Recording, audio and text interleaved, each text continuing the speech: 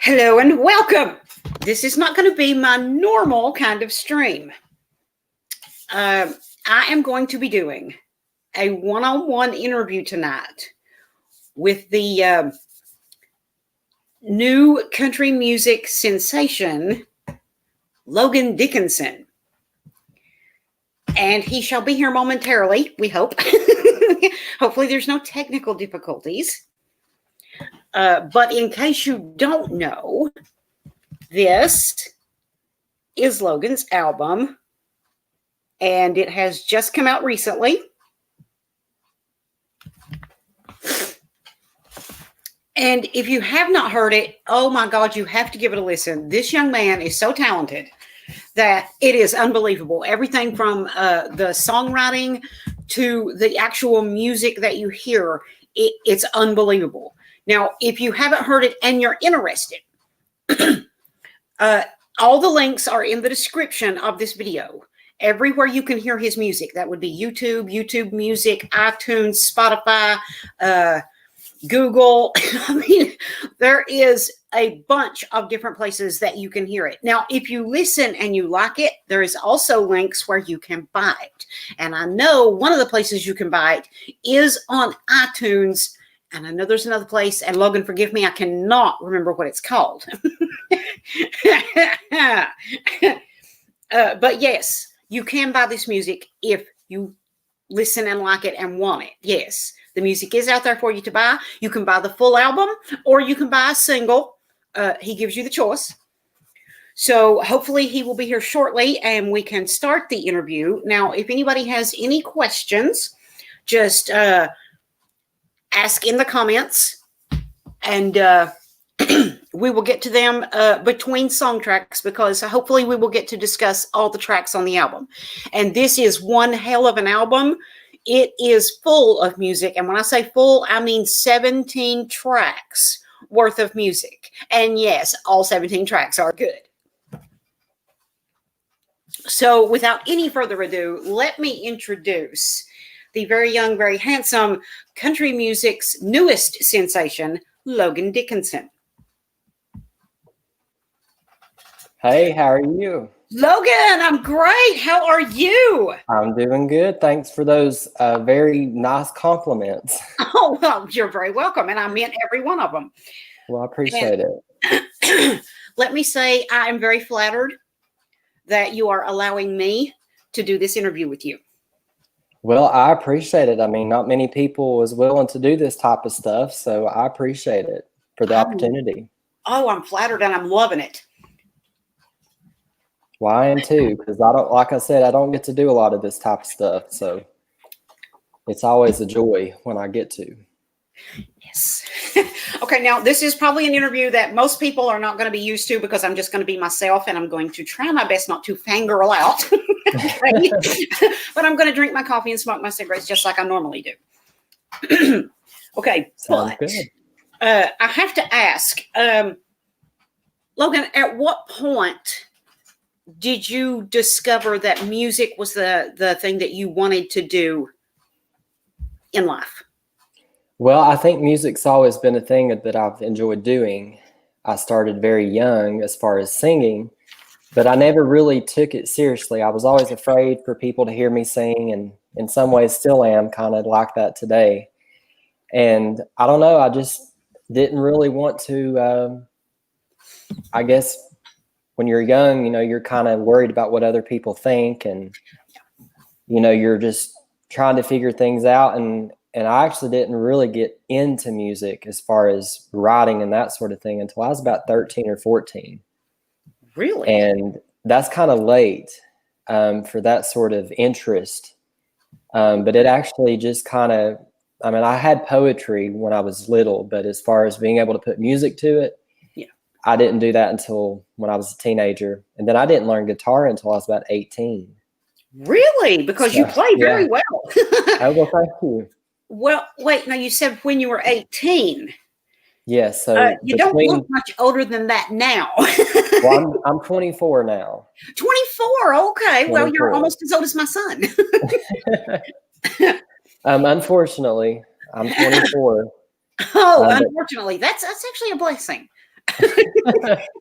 Because I'm like 49, so enjoy the young while you've got it. well, I wish that I knew exactly what I know now when I was at 18, if that Ah, makes sense.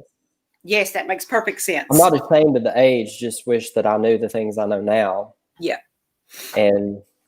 But I guess that's like everything in life. You have regrets for everything. Oh yeah. Wish you could go back, and it's just not how it is.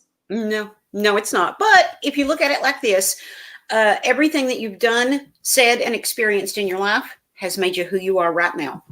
That's exactly right. That's exactly right. So just consider those regrets lessons learned and a way of making you a better person. Exactly. Okay. I have to ask also, before we get into the album tracks, who are your biggest influences musically? Well, it's kind of hard because I have taken a lot of different things from all types of music that I have been influenced by.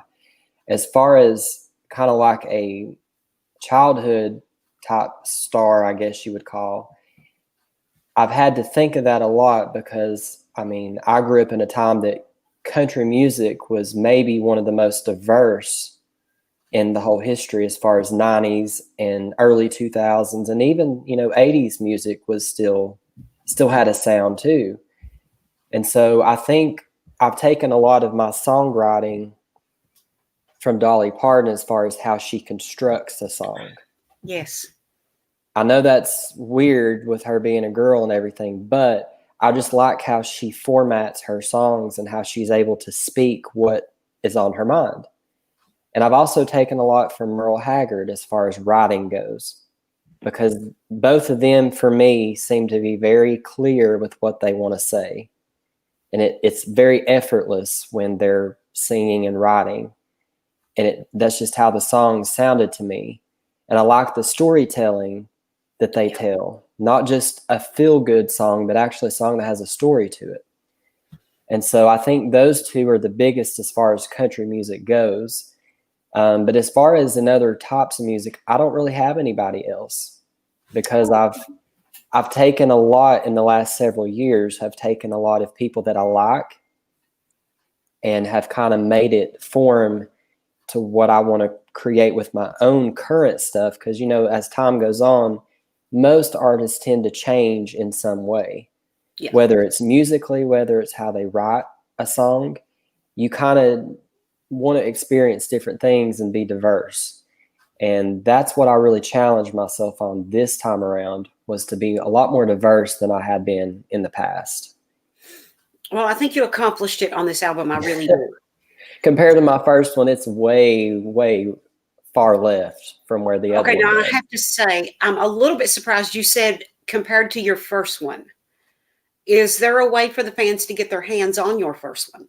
They can. It's like on iTunes, Spotify, Amazon Music, wherever you can stream music, or if you wanted to buy the album, you can do that too. It's just digitally. I'd have to get some hard copies made, but if that's something people want, I can see what I can do. Yeah. Okay. Well, digital is what most people go with this day and time, so that's actually a really good thing. Right. What is the name of your first album? So the name of the first one's called Walking in Heaven. There you go, guys. Walking in Heaven. And it's all bluegrass. It's nothing compared to my Oh, second album. nice. Oh, I So, grew up with bluegrass. My grandfather was a huge fan. yes, I grew up with it too. So, and kind of still consider that to my core, even though I have dabbled in other types of music. Yeah. Love Merle Haggard. Oh, yeah. Yeah, definitely, Wild Bill. And if anybody has comments, I've got YouTube pulled up here too. Okay. Hopefully you'll be able to see the comments. But if not, I can always read them to you. I love Dolly. Oh, yeah. Dolly is an icon. Yeah, Dolly is definitely an icon. Okay. And for anybody who may have missed it, this is, if I can do this without the light reflecting off of it, Logan's newest album, and it is called Only Just Looking. And yes, that is one of the tracks on the album. And yes, it's a good one. Well, thank you. Let's see. Okay, let's jump into the album. We can go track by track. I have to ask though, was Shania Twain ever an influence on your songs? No, not really. Okay, because Not really. the reason I ask is because there was a couple of songs that I heard lines that I thought, oh, I've heard Shania sing that line. I mean, if it was, I wasn't meaning it to be. I just wrote whatever came to my mind, and Oh, well, there you go. Okay, your first track on this album, and what a hell of a way to start this album. It's called While We're Still Young. Oh my God, guys. Go into it listening to this one first. Seriously, this is the best way to start the album. It's got, oh my God, the best beat. As soon as it comes on, you want to get up and dance. Okay, it is great.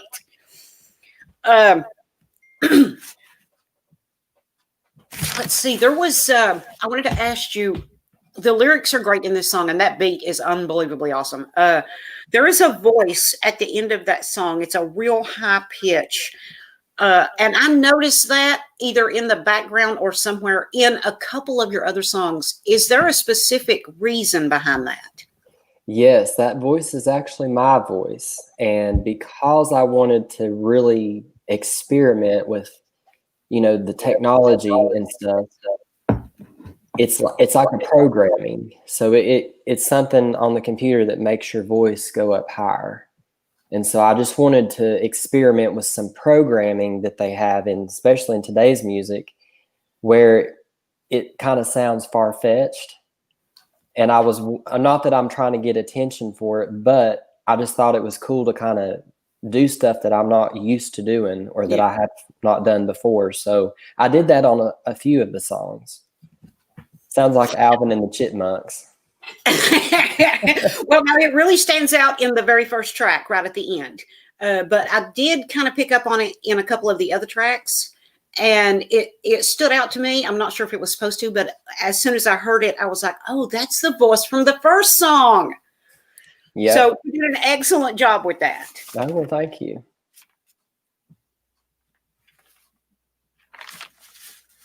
Okay. Summer's Here, Bring It On is the second track. This is also a great song. And I have to say, honest to God, I don't know if this was intentional, but I get almost like a Jamaican feel with the, I don't know what you call those drums. Anyway, those drums, I almost get a Jamaican feel. Was that intentional? It was intentional. I wanted that song to have a reggae sound. That's it. Yes, reggae. Yes. So when I wrote it, I was actually not at the beach, but I wanted to be at the beach when I wrote it. But that's just kind of the sound that I had for it. It's kind of a lot like the first track. It's just one of those songs that it's a feel-good song. Yes. It's, throw your cares away and roll the windows down type song. And that's why I wanted to arrange those two as the first two tracks, because I wanted people to feel good as they were listening to the album. And then as the album gets further in, it gets a little bit more juicy as far as more real type of subjects and things like that. So the first two are definitely the bop and head type songs. Oh, yes, definitely. Definitely. Have you by chance covered a song from an artist? What song will you pick? Oh, you want to know if he's considering covering a song from another artist, and if he did, what song he would pick? Okay. If I had to pick a song, is it a song that's already sung, that's already big? I don't know. Country fan. Did you have a particular, a released song, or just an album cut, or just any song? Should I send the lyrics? It's closed. Yes. I'm going to take that as a shout out, Logan. Oh, you mentioned Alvin and the Chipmunks. Logan said Alvin and the Chipmunks. Oh, big capital letters right there. I saw that too.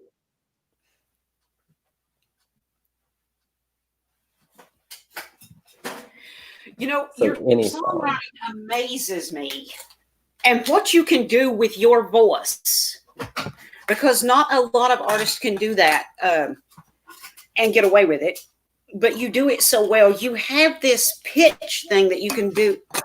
Okay, country, with your voice, where you can go up and down and then back up, and it blows me away because I don't sing professionally, but I do sing in the shower, you know, that kind of thing. That is really hard to do. So, did you have to practice that, or does that just come natural to you?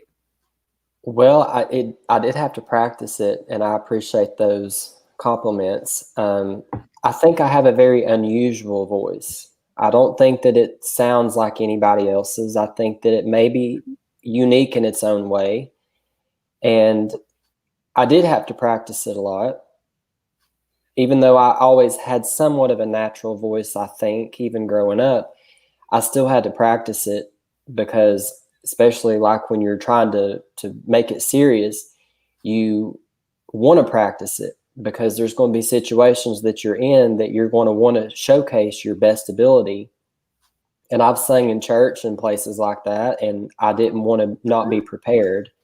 So I definitely have had to practice it, but it also does come natural. It's not something that I have to really over process. I can just, warm up a few minutes and I'm good to go. Oh, nice. Yes. Okay. Any song. Okay. Yeah. He wants to Any know, song. yeah, if you could cover any song. Well, probably, at least for right now, because I can't think of any others. I've always wanted to do Love's Ring of Fire, and I think that would be a good song to do and bring it up to modern sound. Yeah. Because that's just kind of a iconic song as far as in country music. So I've always wanted to do that song. Oh God, I would actually love to hear you cover that, especially after hearing your album multiple times. Yeah, I would love to hear you cover that song. Well, I would love to do it. Okay, now I'm Still Breathing is the third track on the album, and this is one of those get you in the heartstrings kind of songs for me. So behind this song, and I've never spoke about this, this song is about, when I was about 14 or 15, my parents got a divorce. Oh. And we lived in the same county, but they had two different homes. So I ended up moving in with my dad to go to a school that was in that district. I wouldn't have been able to have gone to it living with my mom. Mm-hmm. And so we were there for about 8 or 9 months, and there was a tornado that came through at my dad's house, and we were, oblivious to what was about to happen. And we had a basement that we went to.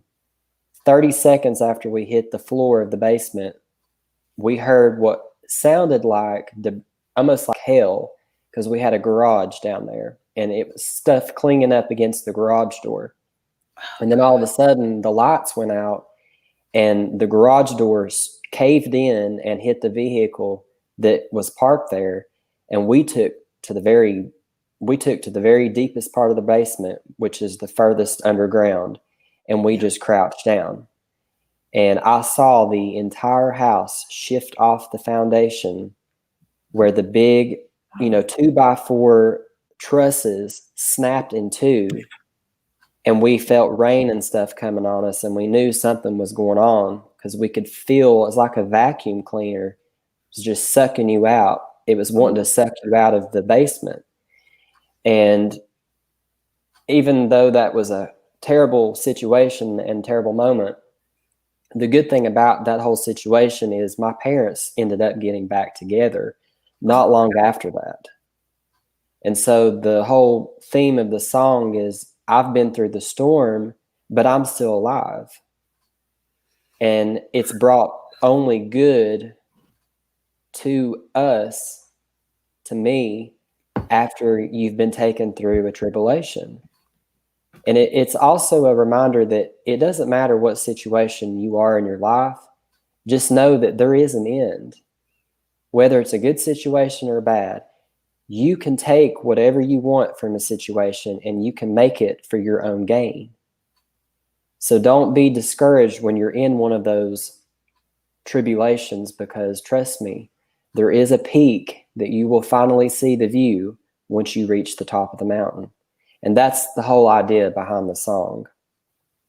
That's Oh why my I God, wrote I it. love it. Oh, see, knowing the story behind that makes it even more touching to me. I'm trying not to cry. But I'm so glad that it turned out so wonderful in the end. And this song ended up being a result of it. And honestly, when I listened to this song, what you just said was exactly what I got from that song. So you told that really, really well lyrically. Well, I appreciate it. I tried to use it a little bit of an explanation that maybe I didn't come forward and say about the divorce, but I wanted to talk about it in more of a metaphoric type way, Yeah. you Well, know. I think you So, nailed it. well, thank you. And I don't remember the order of these songs, so when you're bringing them up, it's making me think. Ah, okay. So I must be doing an okay job then. Yeah, you are. Okay, let's see. We're on track 4, and it's called "Only Just Looking." This is Yes. a really good song, guys. Well, thank I'm telling you. you right now, this is a really good song. I loved how the song turned out as far as the instrumentation and the sound. I thought it was just had a cool sound to it when it was finished. Um, Oh yeah. but as far as the meaning of the song, I literally was sitting, because I have a cabin in Virginia that I write a lot of songs at. And it was during this time I have a couch in this cabin, and I was just sitting there. And I could not think of anything to write about. And I was determined to do something, but I didn't know what I was going to write about. So I randomly was just looking around the room and saw this little cardboard box that had just, things in it that didn't make sense, just random things. And I thought, that was the very first lines of the song. I see a box on the floor Mm-hmm. and something caught my eye. I think that's the line or something like that. But it's really just about, just because I am looking, it's kind of like you go into a store and you're browsing. Just because you see something and you're interested in it doesn't mean that you're going to buy it. Doesn't mean that you're going to end up with it. And so really it's just kind of a song about life in general, that, there's a lot of things that are going to catch my eye, and I may look at it and may ponder on it, but it doesn't mean that I'm going to actually take action on it to possess that thing or that situation, whatever it is. And so it's all about only just looking. I'm still finding my way. I may get distracted in some ways, but I'm going to get to where I need to be. And then it also kind of goes into God, because a lot of these songs have God in it. And it kind of makes you also think, and I didn't think of this at the time, but somebody brought it to my attention later. They said that when they heard the song, that it kind of makes you think of somebody that's a Christian, but then they stray off their path and maybe they're not doing Christian things anymore. And then some way they find their way back, and they find out that God was always who he said he was. He never refrained from what his word stands for. He never neglected them. He never turned his back on them. And then when you come off of that road that you're winding on, trying to figure out where you're going to end up, that's when you find out that you didn't even need to leave the road that you were on. So I thought that was kind of a cool Oh my way God, of I thinking. love that. I love that. That gives it an even deeper meaning. And I'm going to tell you, that's not where my mind went when I listened to the song, but I love that. I mean, what did you think of it when Well, you as I heard was it? listening to it, especially when you were talking about the box on the floor, in my head, I could just see an image of somebody finding a box full of old photographs or old mementos from when they were younger, and looking and remembering what they were like back then. And say if somebody saw you doing that and they thought, oh God, no, they're going to be back to being that person again. No. And I'm only just looking at what I used to be. Right. I'm I hadn't still even me. thought of that. Okay. And I'm going to keep moving forward and becoming a better person. I'm just looking at the mistakes I made and realizing how far I've come. I hadn't even thought of that in that perspective. I mean, that's amazing that, something that I thought I was writing for, you've taken a completely different idea and have applied it to a different story. Yeah. It's not wrong. It's just a different outlook. And I that's what I love about people giving me their feedback, because I don't know what other people think. Yeah. And I think that's an amazing outlook that you had when you heard the song. Well, thank you. It paints a picture for you. Yeah, it does. And I think that's one of the blessings of you with your writing. You are so lyrically talented that you can describe something in your lyrics and it paints a picture in somebody's mind. They can see it unfold almost in front of their eyes. It's that strong of an image. Well, I appreciate that. Not many people have said that to me, and I appreciate that. Oh, what artist could you listen to over and over again? Oh, mine is Toby Keith. Okay, so Justin's artist that he could listen to over and over and over and over is Toby Keith. Do you have an artist that you can listen to over and over and over? Well, it's kind of weird with me, because I actually will listen to the same artist for several weeks at a time. That's how I get hooked on music. If I hear somebody's music, and it can even be old stuff, I'll sit there and obsessively listen to it for weeks. Me too. And I'll even put the same song on repeat and listen to it several times. Yes. I mean, right now, I've got, yeah, I'm sure you are. I mean, right now, I've got a band, they're a reggae band, they're called Stick Figure. Huh. And they're really good. And I've got them on repeat right now. But that's like how crazy it is. I'll be listening to reggae for a couple weeks, and then the next week I'm listening to country music, or I'm listening to bluegrass. And then I'll be obsessed about it for a little bit, and then I'll get tired of it, and then I'll go on to something else. I don't know. I guess just a lot of people are like that. I mean, yeah, I think so. Whether they admit it or not. Yeah, yes, I think exactly. A lot of people are like that. Because I listen to pop, but I mostly listen to country. But whatever I'm listening to at the time, like I was listening to Garth Brooks's album before I put yours on my MP3 player. And I listened to his over and over. But then I put yours on there, and I put yours on repeat, and I just kept listening to the album. Kept listening to the album. I mean, it's that good. If I can listen to it on repeat over and over and over, it is good. Well, that's how I am. That's exactly how I am. Okay, missing someone. Okay, I would love to know, was this song written about a specific person? Yes, it was. Ooh, do you care to divulge that information? I can. I don't care at all. So that song was written when I was about 21. And I guess with me becoming 21, there was just a lot of, I guess, question marks about where I was going with my life. And people that I wanted to be able to talk to were not here for me to talk to. And I only knew 3 of my 4 grandparents. One of them was already deceased by the time I was born. And that was my mom's dad. And so that song was about him because I always heard about him. I always heard people talk about him. Everybody always had photographs of him, on their walls or their side tables or coffee tables. And you kind of created this image of who that person was based on what everybody told you. And so without me being able to really meet him, to know, it was almost like a longing for meeting somebody that you never really knew. And it's funny because I wrote the song in my basement while I was working out.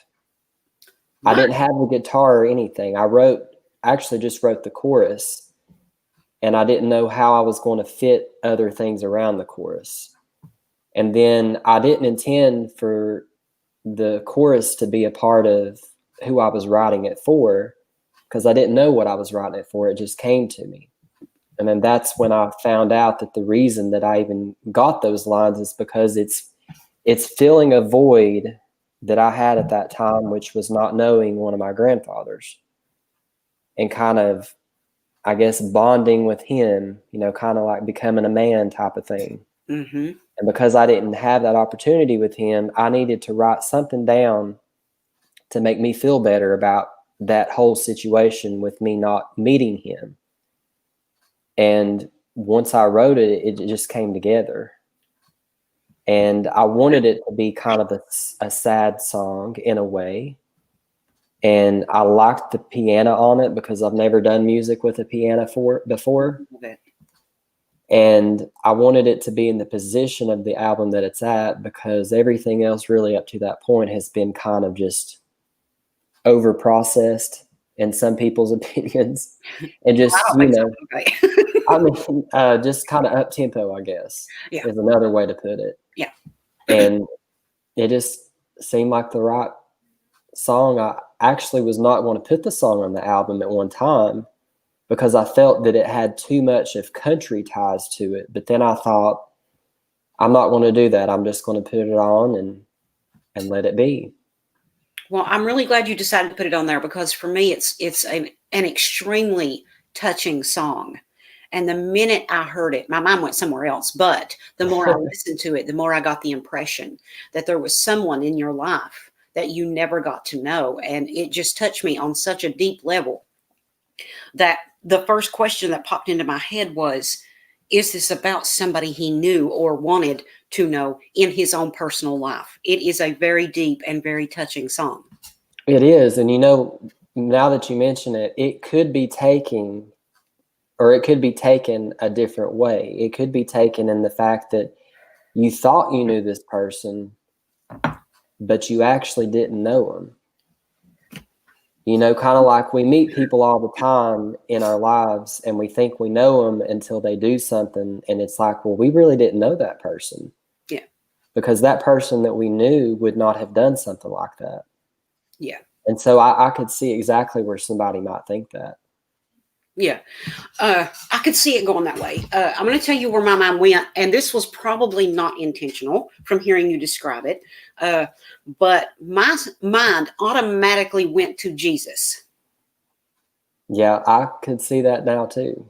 Because everybody has a picture of Jesus on their wall. And how do you get to know him is through the black and white reading of the Bible. Mm-hmm.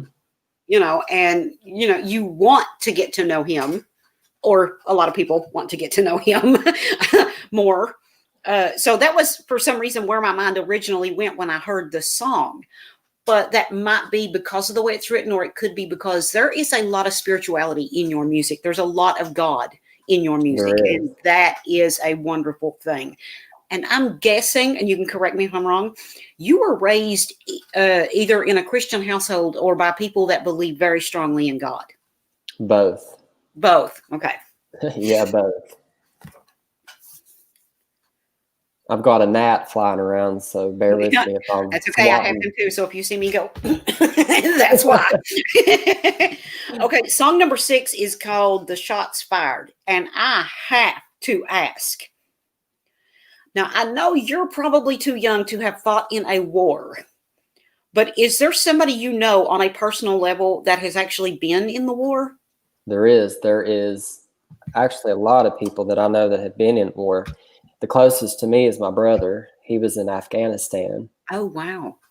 And he saw combat, and my dad and my grandpa on my dad's side, they were both in the military. And I've had many great uncles and great uncles that have fought in the war. And that kind of is a big influence as to why I wrote the song. But I also wanted to kind of challenge myself in a storytelling way, because the whole song is a story of 2 soldiers in combat. It's just them 2. And they think that they're, camouflaged, because really they're actually surrounded by, the opposing force. And one of the guys has a fire going, which is foolish because that's going to give away your spot. Mm-hmm. And the other guy, the narrator, I guess the one singing, doesn't understand why he had a fire going. And before it was too late to put it out, they already knew where he was, where they both were. And so that's when they got ambushed, and, they were, I hear the shots fire. They thought, this is it. We're going to die. Yeah. We have nobody to help us. And the funny part at the end of the song is, the narrator says that he heard the shots fire. He went down thinking that he got shot. It was just a natural instinct because he knew that they were there. But in the end, it was his own teammate that took the shot for him. And that person that saved the life, that's still living, never was the same again. That whole situation changed his whole outlook.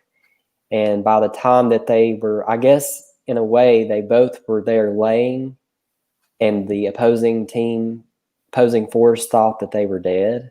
Yeah. But by that time, their own troops had come in and had basically taken care of all those other enemies.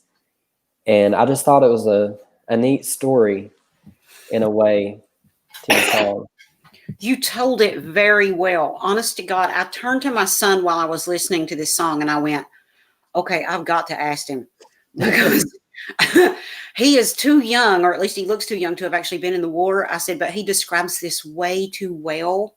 It is so visual. It is so, oh my God, he tells it so well.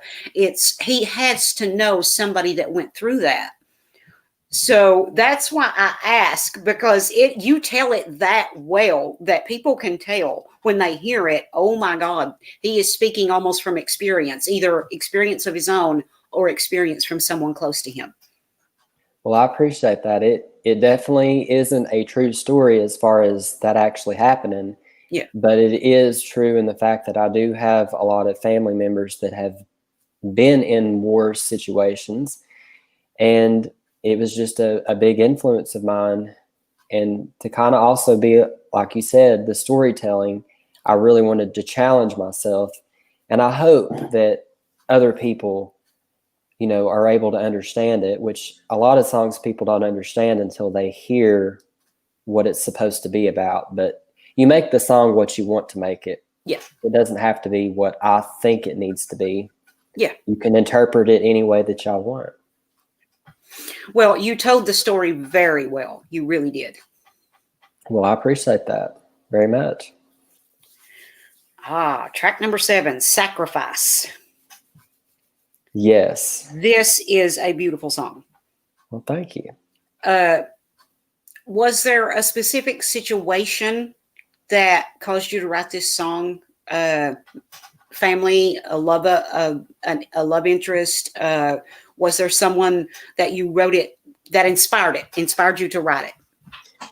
So this is actually going to be kind of funny, but I went to college with a guy.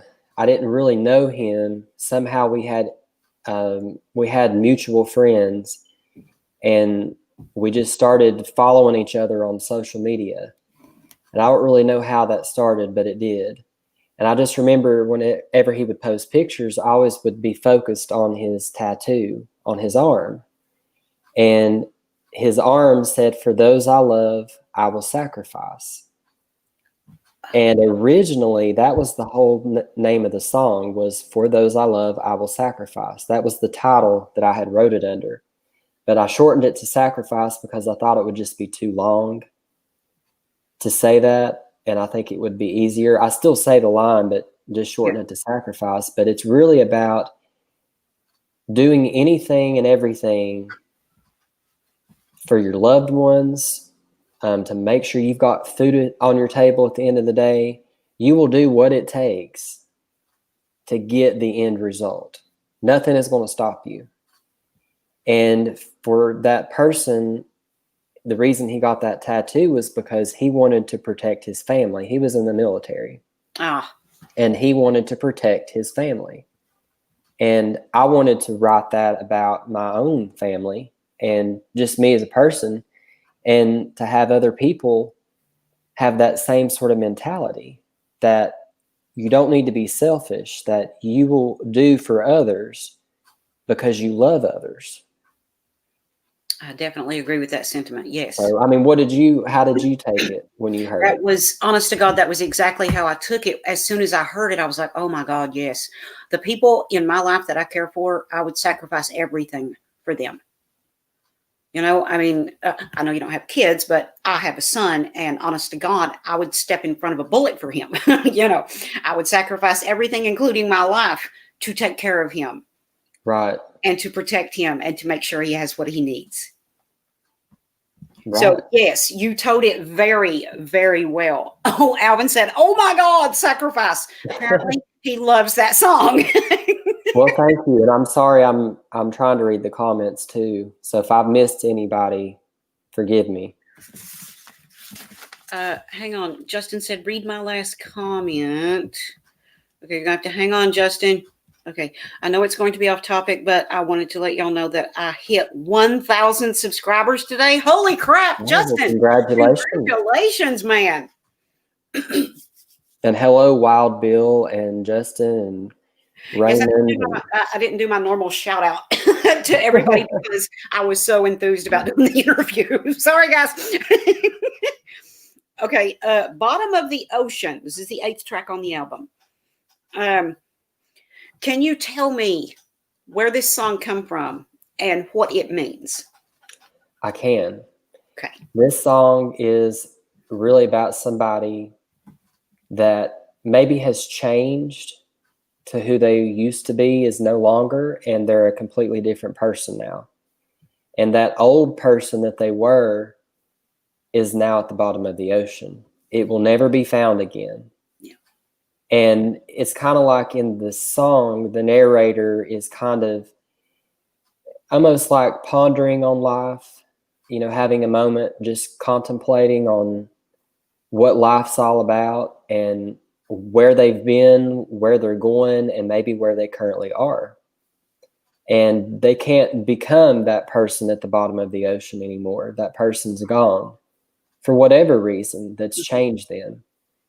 And I just thought that it was an idea to kind of show that even though that you can fall rock bottom, everybody gets weak. Nobody's above being, you know, depressed or feeling alone or anything like that. And so you do reach the bottom of the ocean, but to help yourself, whatever that is, you have to pick yourself up and start swimming. And before you know it, you'll be on land again. And so that's kind of like how I had envisioned it when I wrote it. Oh God, yes, you did an excellent job. Honest to God, I was like, okay, I can't be hearing that right. It can't be that simple. Did I get the meaning of that song that quickly? Is that what he intended? Apparently I did. So you nailed it. Yeah, that's exactly what it's about. Alvin said, oh my God, I love Bottom of the Ocean. Well, I'm glad. I love it. It's an amazing song. I mean, I freaking love the song. Well, thank you. Okay. It's hard to believe that it's real. I mean, it's very real. To even have music is crazy to think about. Oh, yeah. And I have to agree with you on the everybody falls, everybody can have weak moments. Everybody can suffer from depression. I would almost guarantee everybody in the chat right now has had those moments, and that includes me. Okay. Yep. So we've all been there, and we've all brought ourselves back up, either on our own or through help of others. And we're all better people for it. We're different than we were, but that's because we became better people and stronger people from those lessons we learned of hitting rock bottom. Yes, exactly. Wabil said, I know all about that. Yeah, there you go. Mm-hmm. Okay, now this next track is one of the first, it's not the first, but it's one of the first songs I ever heard by Logan, guys. This was the first single, I do believe, correct me if I'm wrong, from this album, and it's called I Do It All Again. And yes, there is a video to this song. Okay, and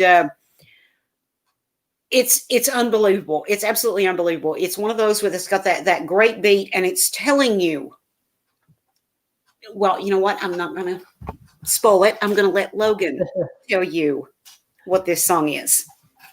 Well, this song was when I was this was one of the first ones that I released, like I said, but it was also one of the first that I experimented outside of country.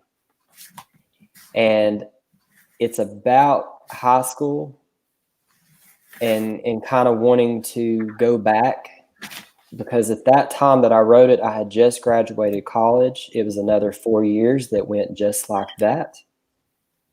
And it kind of just made me reminisce on how quickly life was going and all the changes that were happening. And it was almost going too fast for me at that time, that I just needed a moment to settle down and just reflect on all the things that had happened within a short amount of time. And most people that I've ever talked to don't want to go back to high school. They hated it. And I understand that. And I'm not saying that I miss the bullying and the classroom, that sort of stuff. I don't miss that about it, but I miss the freedom, the carefree. You didn't have any obligations. You didn't have bills to pay. You know, it was just totally relaxed. All you wanted to do was hang out with your friends and socialize and play sports. And it just felt like you didn't have to worry about a lot of stuff. And then when you get out, life happens and reality sinks in that it's not what it seems to be. And so I just thought it was an idea that maybe other people have thought about. Oh, yeah. You know? I totally agree.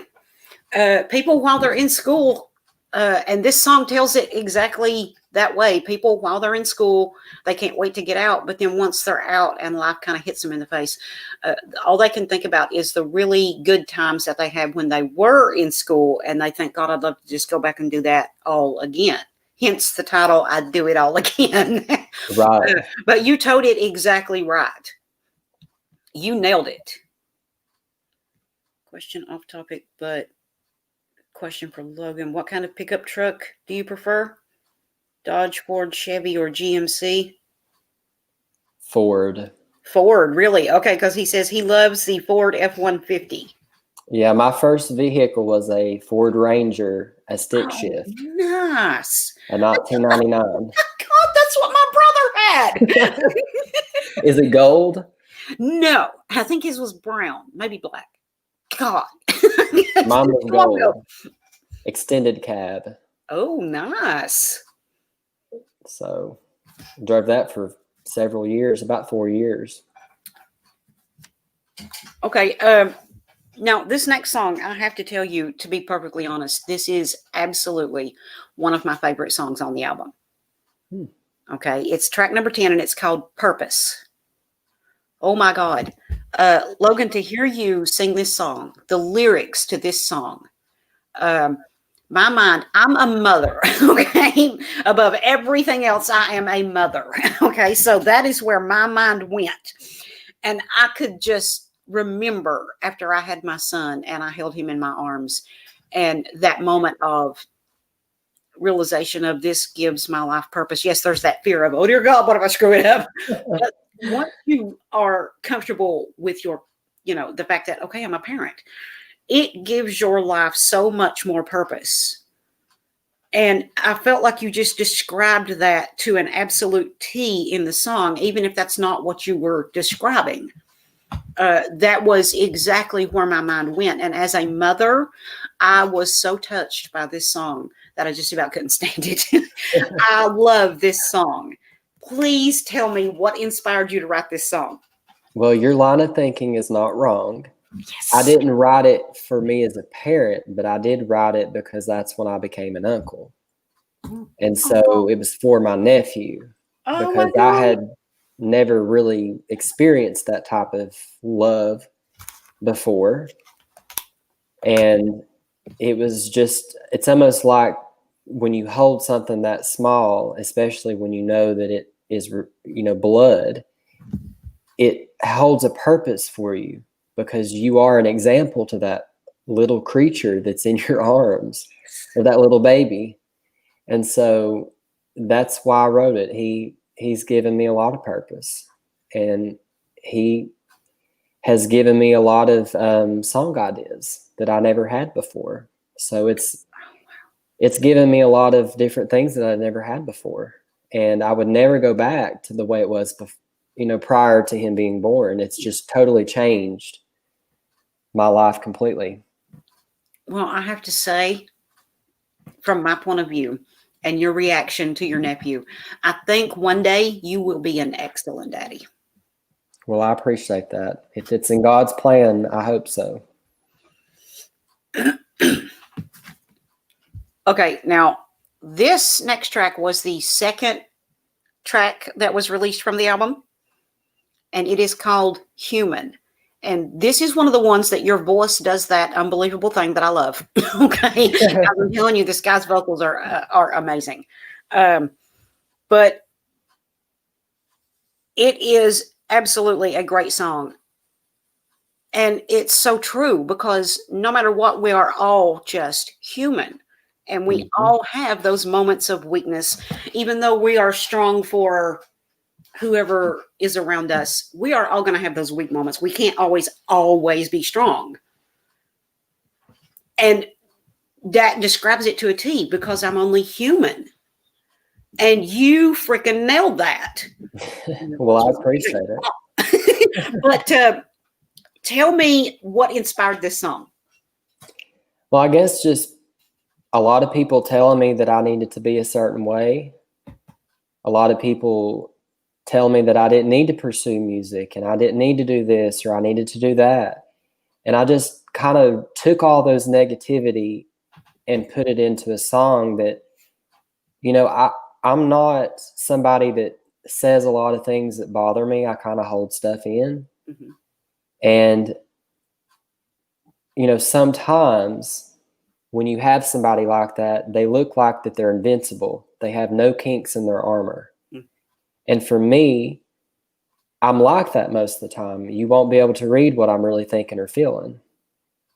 But at the end of the day, I also have moments that I'm weak as well. And a lot of people look to people that maybe appear to be stronger.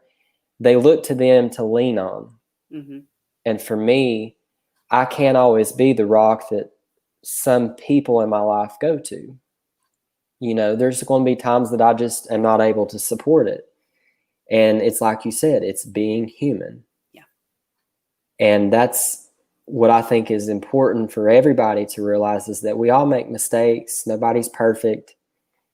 And we all have weak moments. Nobody's above self-pity. And I guess in that moment, I had a bit of self-pity. A lot of these songs have a bit of self-pity in it. Well, I have to say, I love your self-pity.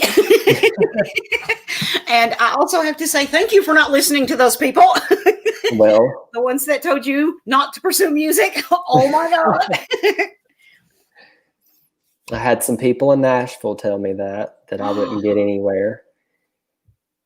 So okay, don't like those people. It's a lot of motivation. Just keep something in mind. When Garth Brooks first went to Nashville, Garth, he's had a small career,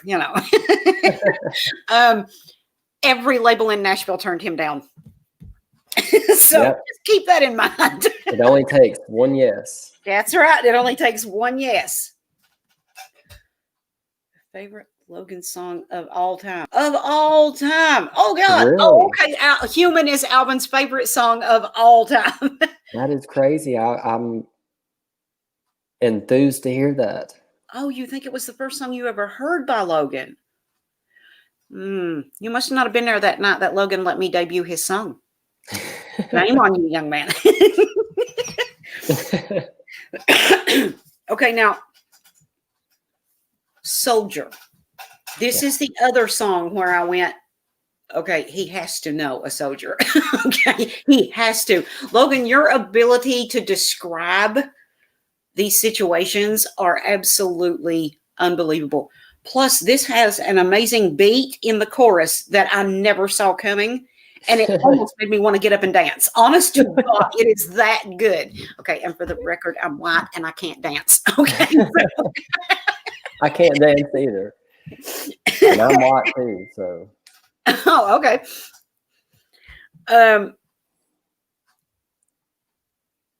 Where did you get this song? Where did you get the inspiration for this song? So just like on that one song, Mm-hmm. the shots fired, it was reflective on my family that's been in the military. But it also has a different, it kind of uses the soldier as the storyline, but there's actually another meaning behind it. Yeah. It's about anybody can go through a difficult situation. And I've had this sort of theme in a couple of songs. You soldier through it. You can go through the fire, but as long as you get through the fire, you may have some bruises and some scars, but you've made it through to the other side. And just like on the bridge, I wanted to utilize that there's no turning back. There's no turning back. Once you make that decision to move forward, you cannot turn back. You have to continue on. And so it was just kind of a double theme song. It was for my family that's been in the military, but also it means that it's a fighting song. Yeah. You know, we're going to be a soldier together, and we're going to come out and win and make it through this. I love it. I absolutely love it. This is a great song, and the lyric. I mean, how do I say this? Crap! I just stumbled over myself. Lyrically, it's amazing because I love how you can take one aspect of something like you were describing about a soldier, but you also make it into what we go through in our everyday lives. Yep. And we can soldier through it. So I love the fact that you were able to do that. Oh, okay. Well, Bill said, as a writer, I know everything you are saying. Yeah, there you go. Yep. So you understand. Yeah.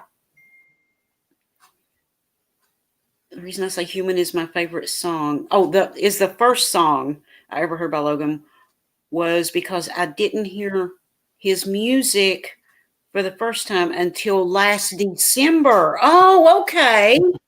That would explain it. But either way, I'm still happy that, you know, people are listening to it. I don't care when you come in to listen to it. Oh yeah, as long as you listen to it and enjoy it, that's the most important thing. Exactly.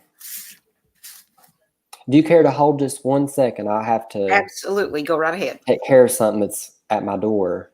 Okay. I'm going to pause the video real quick. I don't know how go to ahead. do that. I guess it's stock camera. Oh, no, that'll cut you completely off. Oh, I can just take you off screen for a minute. Oh, okay. Yeah, that'd be great. There we go. Logan will be back with us momentarily.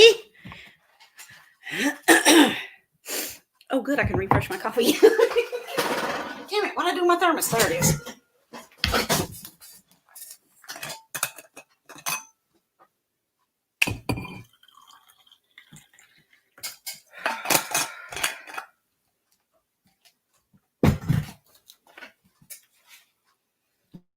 Sorry, guys, but 2019, I was mostly listening to a lot of other artists, and I must have missed a few streams. Oh, that's okay, Alvin. You know I don't mind. I tell you all the time, life happens. If you can't be here, you can't. Elsa missed an awesome review. Oh, well, thank you, country fan.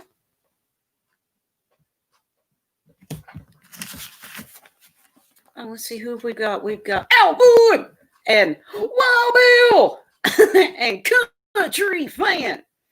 Oh, and we can't forget Justine, Officer Justine in the house. Wait a minute, I saw him here a second ago. Where's he at? Raymond! Robert!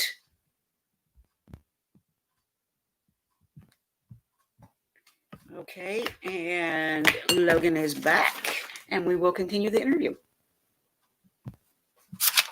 Sorry about that. Somebody was knocking at my door. That's all right. Welcome back, Logan. I'm glad to be back. Okay. Let's see, where were we? Track 13, Away. This sounds to me like you wrote this song after you moved to Nashville. That's what it sounds like I to me. did. You did. I Okay. did. Because, and you can correct me if I'm wrong, but it sounds like the way you feel when you first move away from home the very first time. Yep. That's exactly where it was at. I mean, that's exactly what it's about. It's about moving somewhere, because it's funny how like you live in your hometown or whatever, but then it's almost like that when you move away, you kind of expect people to reach out to you more, I guess, in a way.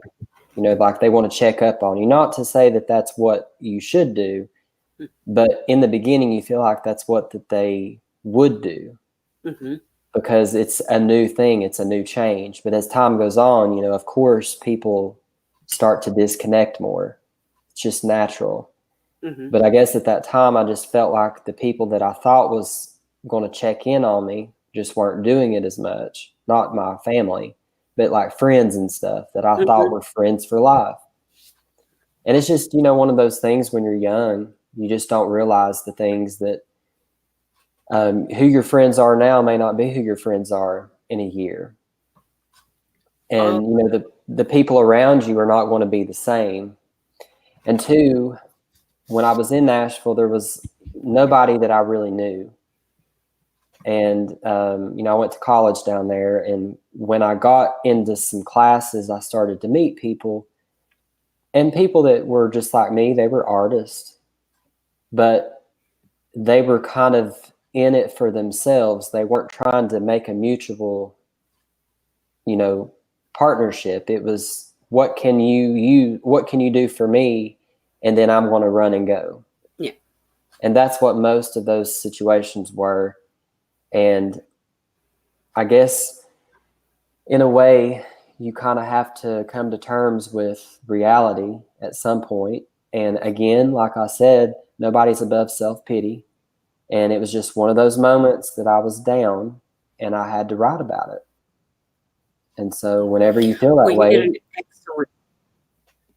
You did an excellent job on that, because I immediately knew where that song came from.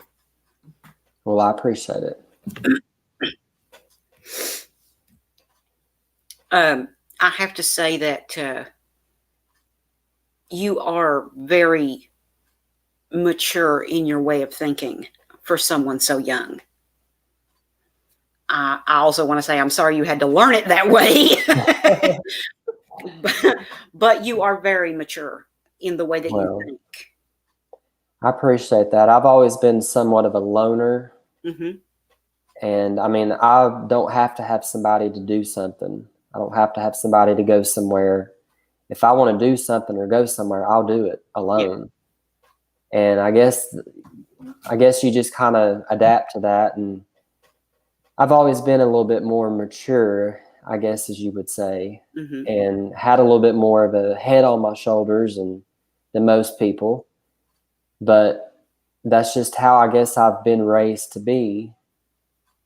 And I guess growing up, my older brother did a lot of the bad stuff, and I saw not to act like that. And so you learned from his mistakes. Exactly. I learned from his mistakes. And so it just made me mold into a different character. Well, you have really great character, and you are a very good person from what I can tell. Well, I appreciate that very much. And we probably should have forewarned you. We're all going to be really bad influences on you. Well, maybe that's why I'm here, is to bring some influence on other people. Oh, there we go. See? Yeah, see? Not that I'm perfect. I felt the same way when I moved and lived in New York for 13 years. Yeah, Wild Bill lived in New York for 13 years, and now he's back really? home. What? How come you lived in New York? That's a pretty long way from where you live now. I'm not going to say what state, because that'd be weird. I don't want other people to know. Well, notice I didn't ask where you live. You said Yeah. back when I was in Nashville, and I thought, nope, not going there. Well, there's certain things people don't need to know.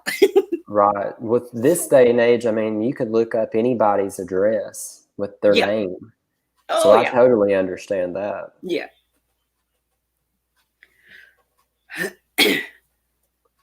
Okay, let's see. Where were we? Oh, yeah, away. Okay, track number 14 is called In the Woods.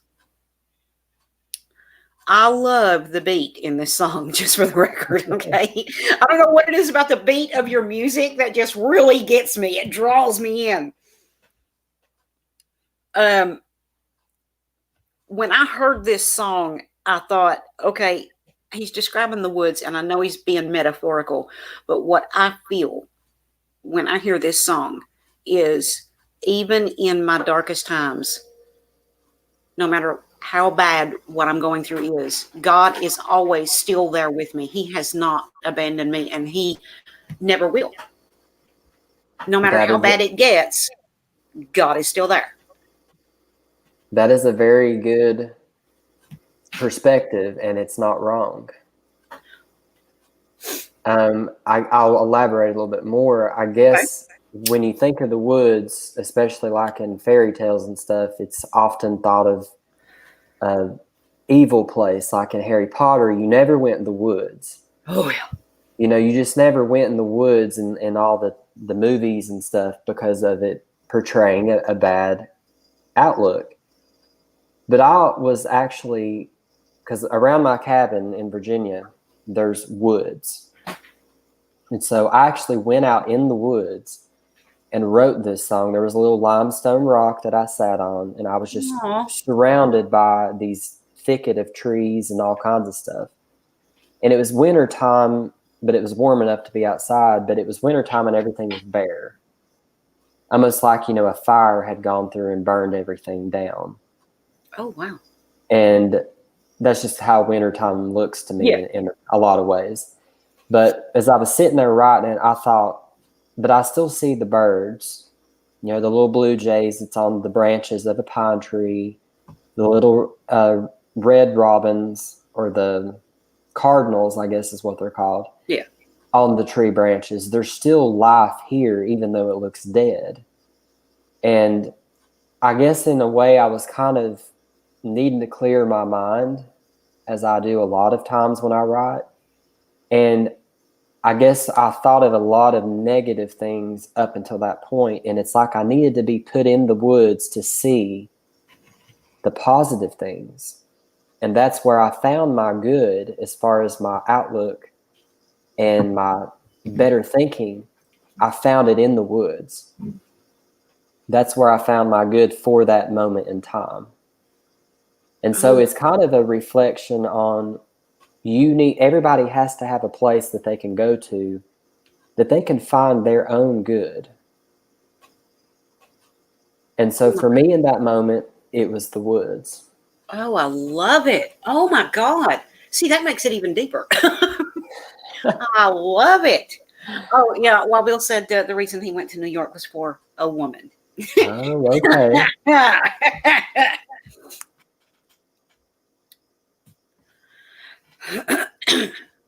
Oh.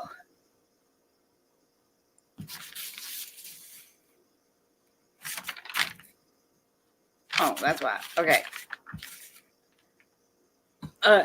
The next track is called, oh God, wait, I lost my place. This is why I take notes. Goodbye, Goodbye. This is so deep and so emotional and so meaningful that it is almost blatantly obvious that this came from your heart, right directly from your heart. And not to get too personal, but I'm thinking that you lost somebody you were really, really close to. Well, yes, I did lose somebody that I was close to. It was my grandfather on my dad's side, the only grandfather that I knew. Yeah. He had suffered from a condition called Lewy body dementia. And it's an Alzheimer's disease, but it's a specific to a condition where it almost goes undetected for a while, or at least what I have read. And then slowly over time, it gets progressively worse. It's a very quick killing disease. It's not, because dementia and Alzheimer's, you can live with that for 20, 30 years if you're old enough. But he was about 77 when he passed away last April. And so I wrote it for him and for my family, and I used a lot of, because what's weird about it is I had the chorus wrote before he died. And by the time that he had died, he didn't even know anybody. He couldn't, it's almost like he wanted to say stuff, but his mind couldn't make words. Yeah. And he was unable, he was like a vegetable. He couldn't walk. He just sat in a bed, hospital bed, because they had hospice in. And the chorus I wrote, but I didn't really know what I was going to do with it. I didn't even really know that it was for my grandfather at the time. And so I had it wrote down and I recorded myself singing it. And then a couple weeks before he died, I just went ahead and wrote it. And I knew instantly why I was given that chorus at such a random time. And it made perfect sense. I've had a couple of songs like that where I'd have a chorus, but then I wouldn't know what it was about until I finished it. And so that song was mainly for that reason. And it's not saying that this is goodbye for good. I think it also heals to family, because I think a lot of times when you do lose somebody, you're selfish for your own interests because you don't want them to go, and you don't see how you can live without them. And so I almost wanted to also make it a reminder to people that there are situations where it's better for people to go. Yeah. So that they're not suffering anymore. And so I have always heard people say, don't cry when I die. Just rejoice and be happy that I'm no longer suffering. Yeah. Because I think we all are suffering here on earth. I mean, even though you and I look like there's nothing wrong with us, we all suffer. Oh, yeah. And so it's just one of those things that I've actually had to think more about it, and have even had a better understanding about what the song also can interpret now all this time after it's been written. Yeah. So even though you have an idea when you write a song in the beginning, you can hear it later and think of new things that you could actually make sense of. Just like how people have different interpretations of what they think a song's about. Yeah. It's just crazy that you can have multiple meanings. I love that. And there's that maturity showing through. It just shines through in your songwriting. For you to be able to understand that at your young age is amazing to someone like me. Because most people your age, or I will say a lot of people your age, don't have that level of maturity to know and understand that sometimes it's better off, or you're better off, to just let that person go, accept that they have to go in order to not suffer anymore. Right. And that's really hard for people, but at the same time, at a certain point in their life, they'll understand it. But someone as young as you to understand it now, that's amazing. And this song is one of the most touching songs on the entire album. Well, I'm glad to hear that, and I appreciate that very much.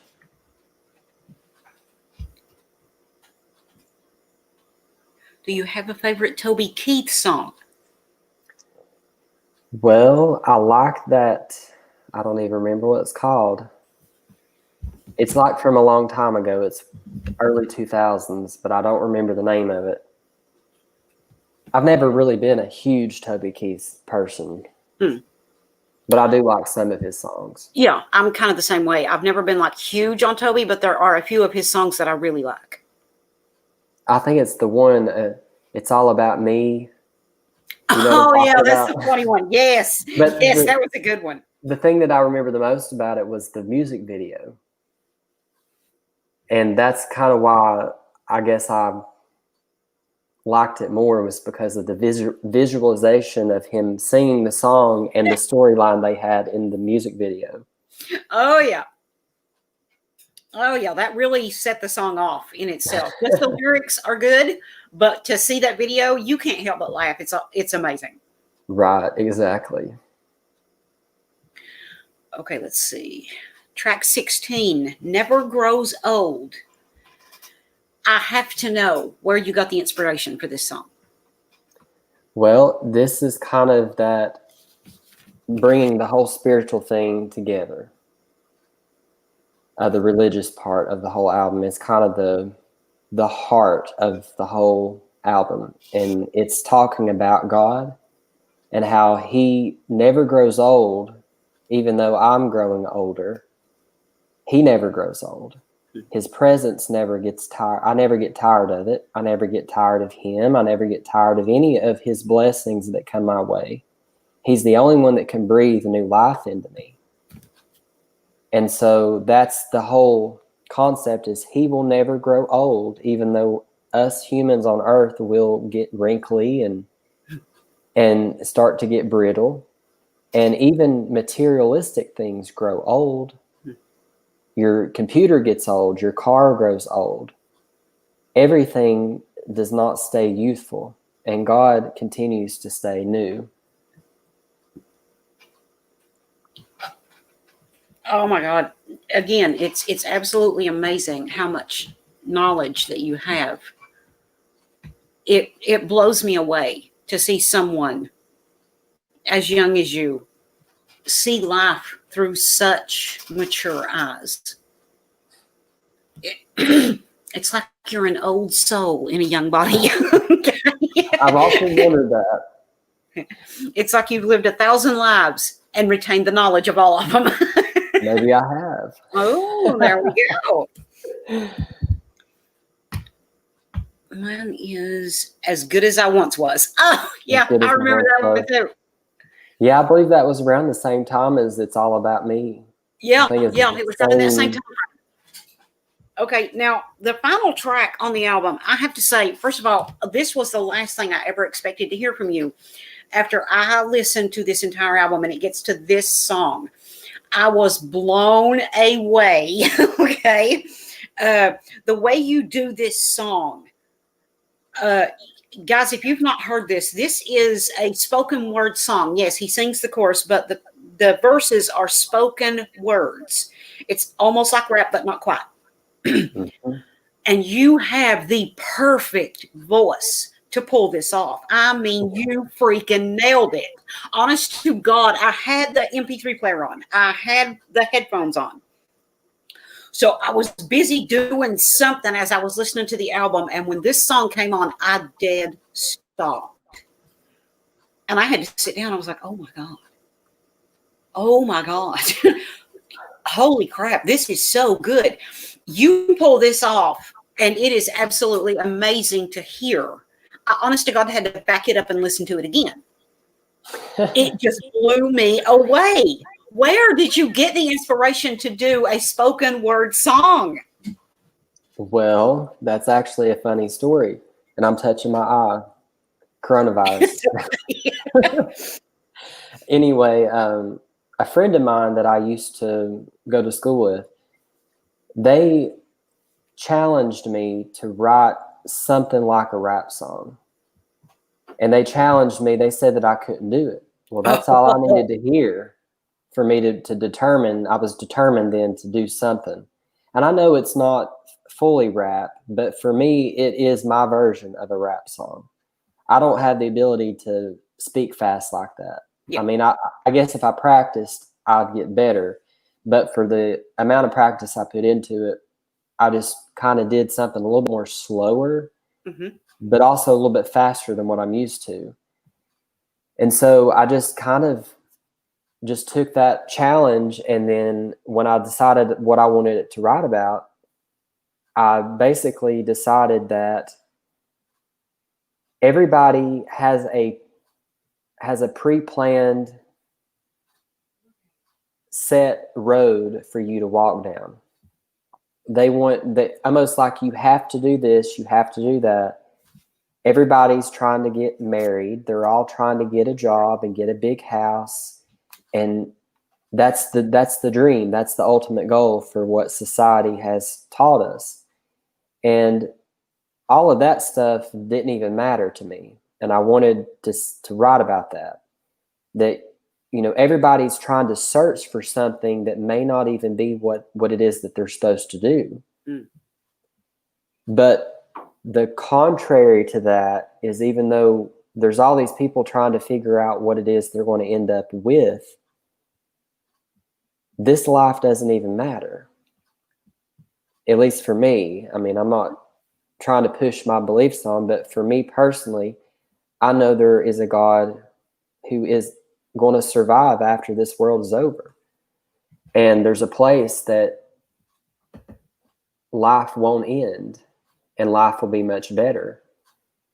And also the end song, I thought it was fun to bring in the lyrics about the devil, because the devil puts a lot of bad stuff on our minds, and he causes us to get off path where we should be. And a lot of us never make it back to where we were supposed to end up. We end up completely the opposite. Yeah. And so that was where I wanted to write the song. And the reason I positioned it as the final song, because the title was The End. Yes. And I just thought that would be kind of cool and funny at the same time to put it as the final track. I love that, by the way. The End is actually the last track on the song. It is the end of the album. Yes, exactly. I love it. Man, you freaking nailed it. I was so impressed with the way you did this, and I thought, oh my God, he's kind of rapping. And I was blown away. And the meaning behind the song is absolutely amazing. Again, your maturity shining through in your lyrical writing. Well, I appreciate that very much. I mean, it was a process to write all these songs. I mean, I probably had about 50 wrote. Oh, wow. Or 50 to 100 wrote. And then I had to narrow it down to about 30 as far as what I was wanting to actually put on the album. Mm-hmm. And it took a while. I mean, it took a long time to get everything straightened out. And it almost took a toll on me mentally as far as my writing ability, because I've not wrote a lot this year at all. Yeah.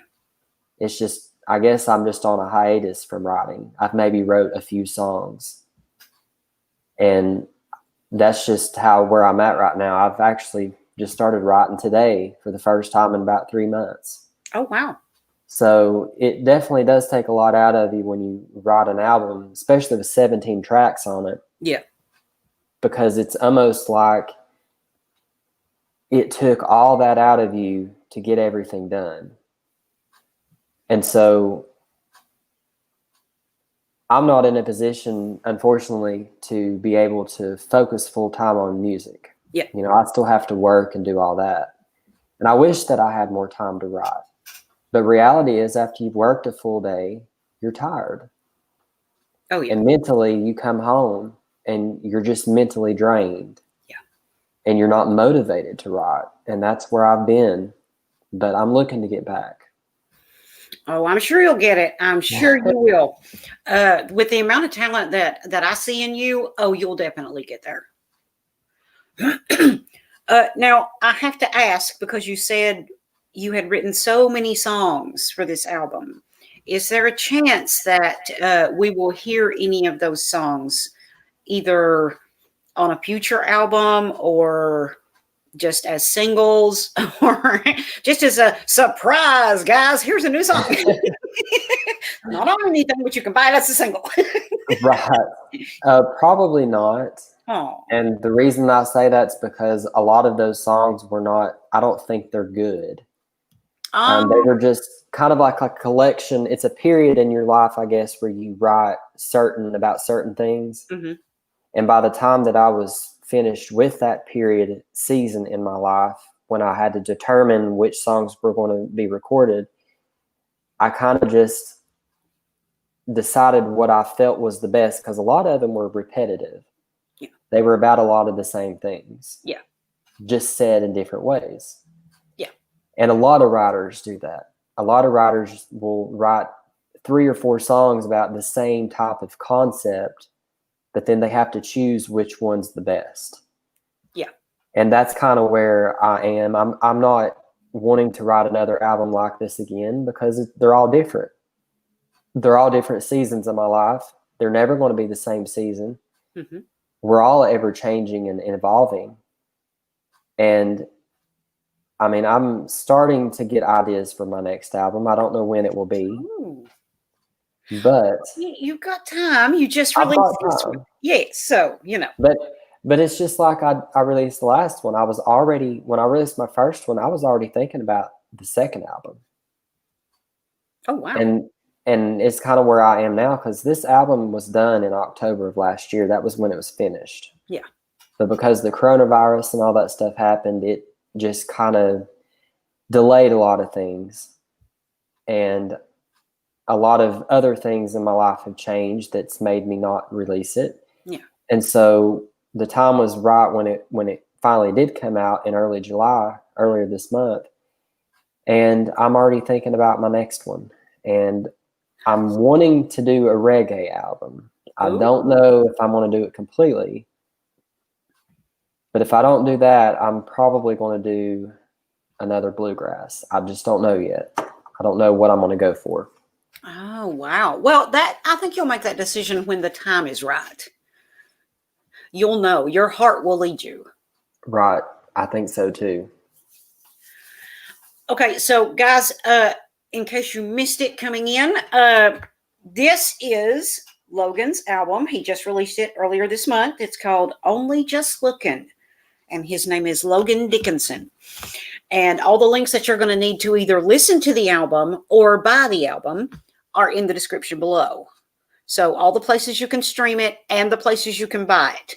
Links are in the description. Logan, thank you so much for allowing me to do a one-on-one interview with you. I have loved this. Now, I'm not saying goodbye yet, but I want to make sure you know how grateful I am that you allowed me to do this. This means the world to me. Well, I appreciate that very much, and I appreciate the opportunity, because like I said, I don't have a lot of opportunities to do this type of stuff, and when I do, I usually just take it, because I don't know when it will be again that I have an opportunity. So I really want to thank you for allowing me to be on a platform that you've built. Oh, well, you're welcome. Okay, now guys, does anybody have questions for Logan? Yeah, please do. And I know I've not been reading the comments, so I apologize. I've kind of been glancing over and reading them as they go by. But yeah, Logan will answer almost anything. Yeah, almost. He won't give you his phone number and he won't give you his address. Can't do that now. Unless you're really hot.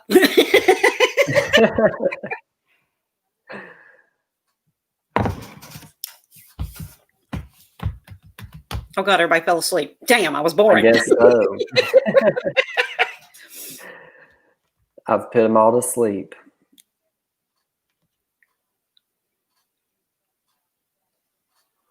I'm not even sure how many people are in here.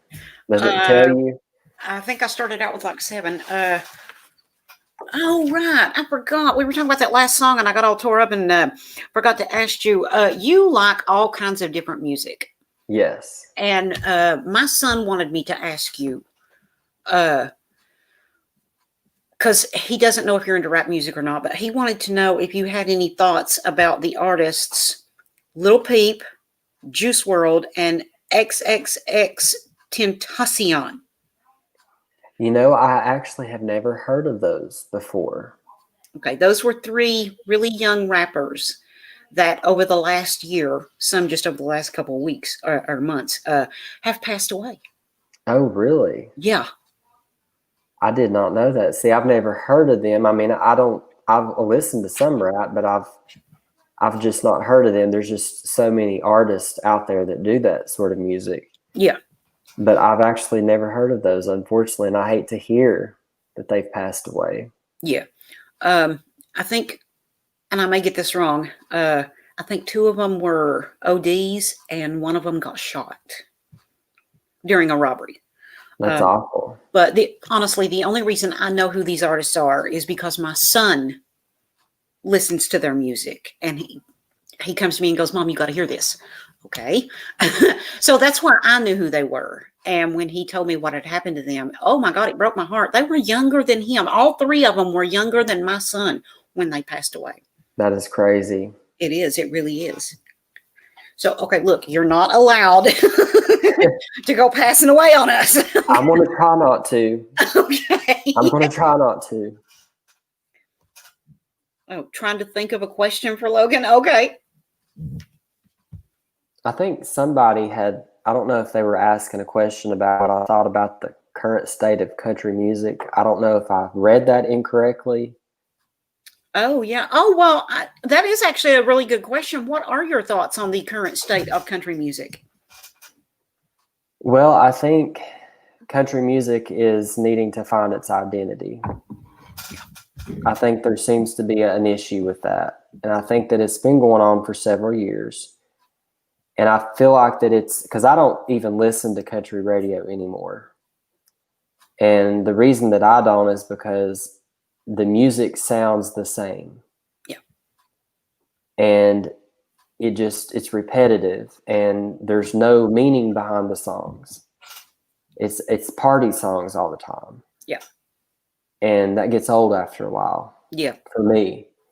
But I think country music has got to find out if it wants to remain country, which I don't think that it is, or if it's going to go to pop.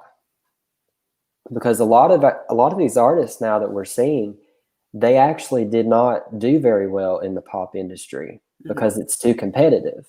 Mm-hmm. And so they've actually come into country where all they have to do is wear boots and a cowboy hat, and that's enough to fit in. And I'm not saying that all artists are like that. Right. And I'm not saying that all country pop's bad, but I think that we need to find a balance, and we need to find out what it is that country music wants to be identified as. Because if you think about it, you go back to every modern big country artist, their very first country records were very country. Mm-hmm. The more that they've released, the more pop it's gotten. And I don't know why that is. I don't know if it's the money, if it's a evolving change that's just what they want to do. I don't feel like that is. But again, who am I? I'm a nobody in the music industry. Yet. Yeah. But it may never happen, and that's okay too. Wild Bill said pop country sucks. Actually, I would have to agree. I think if you look back through I'll say decades, you will find artists that end up defining country music just by them being present in it. And the first one I remember doing that was Randy Travis. He made country very country again back when he came out. Mm-hmm. And the next artist that I remember doing that was Garth Brooks. Right. So I think what country music needs is one of those artists. Somebody will come. Don't know how long it'll take, but I think somebody will come along and they will end up being huge, and they will redefine what country music is. Whether they take it more pop or they bring it back to its roots, I think that's what's going to happen. Right. I agree with you. I almost felt like Chris Stapleton was going to do that a few years ago. Oh, I know that man's voice. Wow. But in a way, he almost... Oh, hey, Elsa. Sorry, I'm late. It's okay. She woke up finally. Yes, she did. Speaking of, I would like to ask your opinion. I don't know if you know what's going on with Garth Brooks. It happened yesterday. Mm-mm. Okay, he held a press conference yesterday, and announced that he was pulling himself out of the running for the CMA's Entertainer of the Year because he feels like it's time for somebody else to get it. He also feels like if he's in it, he's going to win it.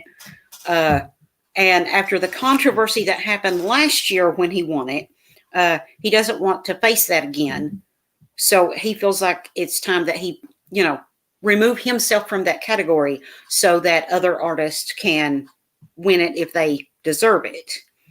Now, after he made the announcement, the CMAs came out and posted a statement saying no artist can do that. No artist can remove themselves. If you're voted in, you're voted in. But what are your thoughts on that situation? First, Garth removing himself or attempting to. And second, the CMA saying, no, you can't. What are your thoughts on that situation? Well, I kind of have to be careful because I don't know what my future holds. And they may use this later down the road. Okay, no problem. But I do think that if you truly don't want to be a part of it, I think that you do have that right. Mm-hmm. Maybe not go to the extent of having a press conference about it because that almost gives the bad impression. Mm-hmm. And I feel like it's pretty obvious what that impression would be. Mm-hmm. But if they truly don't want to be a part of it and they're afraid that they may win, you must be really confident mm-hmm. in yourself. And that can be a good or bad thing. Yeah. And for this situation, it probably would have been better if he just silently did it mm-hmm. and maybe not have made it such a big deal about it. Yeah. Because what happens if he doesn't? What happens if he gets voted in since the CMAs did put out that statement? Mm-hmm. What if he wins? Yeah. I mean, is he not going to accept it?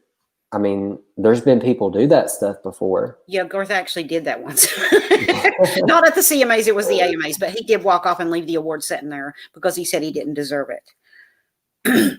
And I mean, it's a great sentiment mm-hmm.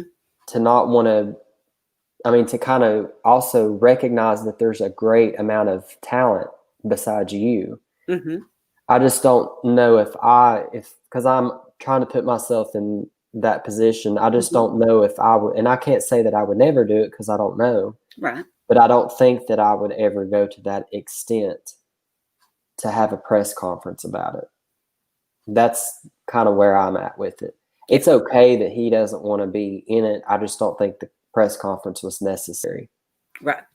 Well, I would have to agree with that. I actually agree with that whole statement. I honestly think if he doesn't want to be a part of it, then the CMAs should, say, okay, we can respect that and we'll remove your name if it's on the ballot. They're not telling yet who's on the ballot. They've not announced it. Right. But I feel like, you know what, if he don't want to be a part of it, okay, kudos, we can respect that. So yeah, I think the press conference was just way too much, but that's just my opinion. And I won't say exactly what I think about it because I have more respect for you than that.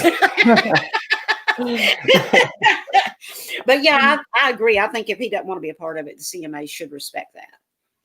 Yeah, I agree. Now, my next question is going to go off into another genre of music. I have to ask, which, like I said, you may not know this, but Taylor Swift dropped an album all of a sudden with no forewarning. She just woke up one morning and went, hey guys, here's an album. Boom. Yeah. Nobody saw it coming. She hadn't even told her record label yet. What do you think about that moment? I mean, just releasing an album with no forewarning, as big as she is. Do you think that was a really good thing, a really bad thing, especially with COVID and nobody being able to get out and do anything? And Taylor just kind of went, okay, here you go.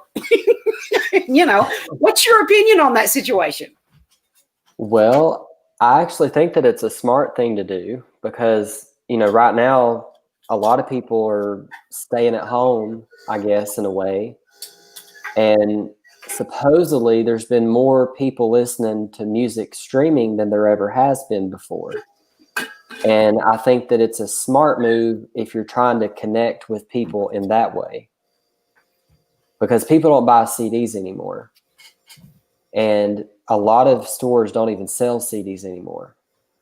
They've actually done away with their music sections. Like, I don't even think you can go to Walmart and buy a CD anymore. Oh, wow, really? Oh, that breaks my heart. I mean, just based on what I've seen, I mean, they don't have that stuff anymore. So I think that it was very smart, and I don't know if I believe truly her record label didn't know that. Well, that's the rumor going around. But you know what they say about rumors. Well, oh, yeah, I just asked him your question, Alvin. Okay, well, good. I think what happened is she already had it lined up. She already had to have known at least a couple weeks prior to her releasing it. Because what people don't realize is you have to get your music distributed to all those retailers. Mm-hmm. And they have to have enough time to be able to put it in their systems and get the promotion started. So people have known about it. Oh, now it makes sense. No, the CDs and the vinyl albums and the cassettes, believe it or not, are not going to be available for 2 to 3 weeks. The only version you can get right now is the digital version. The digital version. But now even with the digital, makes sense. Even with the digital version. Yeah, I thought, wait, why can't you get the CD or the cassette or the vinyl albums yet? The album's out. She just released it digitally. What? Now it makes sense. Yep. They have to have the time to, yeah, okay. Yep, they have to have the time. And I'd say, if I'm just guessing, but somebody like her, she probably has a home studio. A professional home studio. I'm guessing, yes, because she recorded a whole album. Yes. And I don't know this for sure, but I'd say a lot of her stuff she recorded maybe earlier this winter, early spring, and maybe finished some stuff up in May, early June. But even if that was the case, then she would have had a very quick turnaround to have released the material and it to be complete. Because a lot of times an artist will go in and record stuff for months, and then they'll spend months editing, mixing, mastering, polishing the sound before they even get to putting it on a CD. And so, I mean, you got to think about this too. You know, her music video, that would have had to have been done very quickly. Yeah. And for it to be professional, I mean, a music video like that, you're going to spend a good month on editing. That's how much time goes into that stuff. Now, they could have done it faster, but I'm just looking at it from a standardized album. You typically have... If you've seen the graphics in the video, it's amazing. It really is. And yeah, I would say that took a lot of time. Yes. And I'd say that they were preparing maybe to release the album later this year, maybe early next year. And they just went ahead and was doing some videos to get ready for it. Mm-hmm. But I'd say because of her deciding to do it, she just went ahead and put it out. Yeah. Which is crazy because didn't she just release an album like last August? Yeah, it was not been a full literally year. Less than a year ago, yes. So, I mean, there you go. And who knows? This music could have been leftover music from her previous album. It could have been. But it sounds so completely different than anything that she's ever done in her whole career even. It's just this, because her music always has this really, you know, I don't know, it's got the beat. And depending on which album you're listening to, all of them have a beat. Some have a harder or a more pop beat than others. This one doesn't have that, you know, jump up and dance, oh my God, Taylor Swift thing. It's this totally relaxed feeling throughout the entire album. It's so different, but it's so good. It almost kind of reminds me of when she did the Civil Wars duet. Yes, but yes, but it's not that clean. But in a good way. I'm sorry. I mean, I'm not a huge Taylor Swift fan. I probably would listen to her country stuff more so than her pop stuff. But I feel like that the sound that she went for is like a folk pop sound. Yeah. And it's very simple. It's a lot more stripped down than her previous stuff. That's the way you word it. Yes, I couldn't think of how to word it. It's a lot more stripped down than her normal stuff. Yes. It still sucks. Wild Bill hates Taylor Swift, for the record. I have to remain partial because, like I said, I don't know if this video will be used in the future in a bad way. Yeah, that's a very good point. You have to watch what you say. Exactly. We're in cancel culture. Yes, the Go-Go's do got the beat.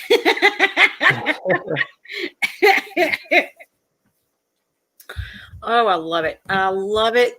Logan, this album is so good. It really is. I mean, I've had it on my MP3 player for days, and that's all I've listened to.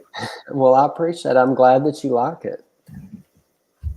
Okay, guys, now, if you don't have any more questions, I will go ahead and let Logan go, and I will go ahead and wrap up the stream because this was one that was totally focused on Logan. And if I keep going, I'll get off into other stuff. Well, that's okay too. I'm here as long as you want me to be. Okay, because you've been in my streams, you know what I'm like. Yes, I do. And I just now saw Wild Bill said that Walmart has CDs.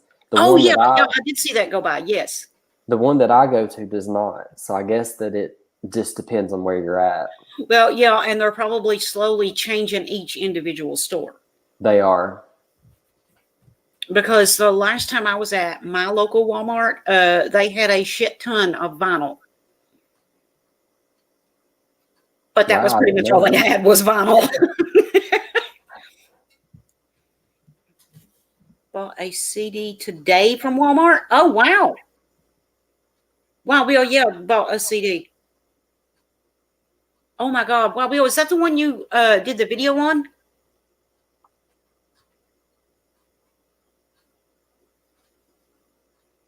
Needs to strip it down to the point that there's nothing there. Oh, my God, Elsie, you're hilarious.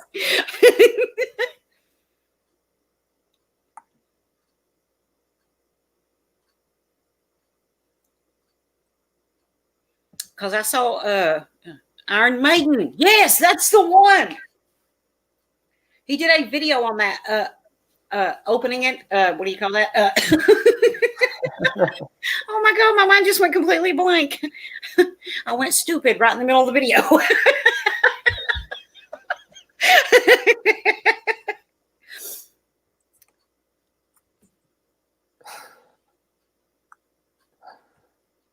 Nope, still blank.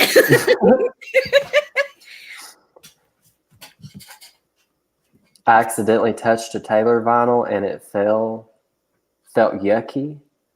Oh, I bet you accidentally touched it. You're probably trying to knock it off. Unboxing. Yes. Thank you, Elsa. It's called an unboxing. So he did a video doing an unboxing of the Iron Maiden thing that he got today. Oh, cool. And it is amazing. And it's a vinyl record? No, it's a box. It's a CD, but it comes with other stuff. But yeah, that's on his, actually it's on the Wild Bill channel. Yeah. Oh, cool. I'll have to check that out later. Don't forget to read my last comment. Okay, hang on. You should listen to the song Betty off of Taylor's new album. Oh, okay, because that's... I think I actually heard that one. Yes, see, he's already listened to it. I did listen to a little bit of it. It's the most country-sounding song on the album, in your opinion. Okay.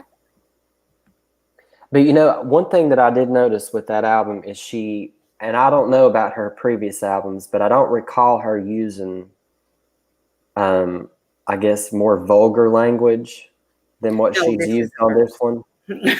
This is the first. And so I don't know what all that's about. I don't know why the sudden change. Mm-hmm. It's almost like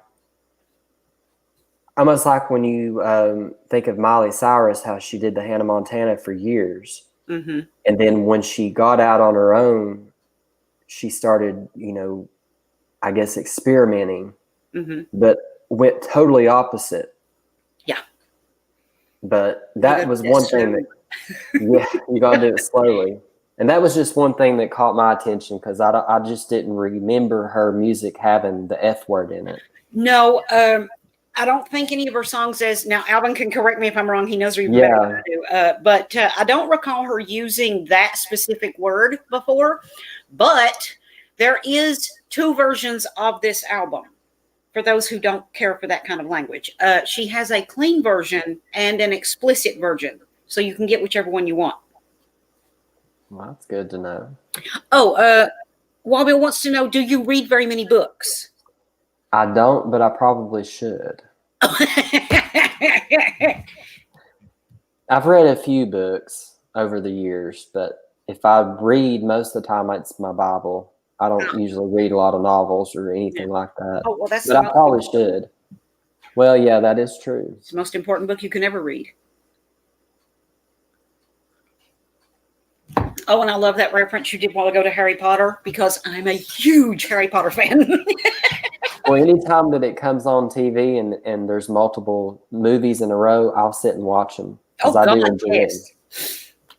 Actually got my son the DVD collection, the entire collection, for Christmas a couple years ago. They're thinking about making the final installment. Oh. I think it's called something Child. I don't remember what it's called. Oh, wait a minute. Yeah, The Cursed Child? Yes. Harry Potter and the Cursed Child. I actually have that book.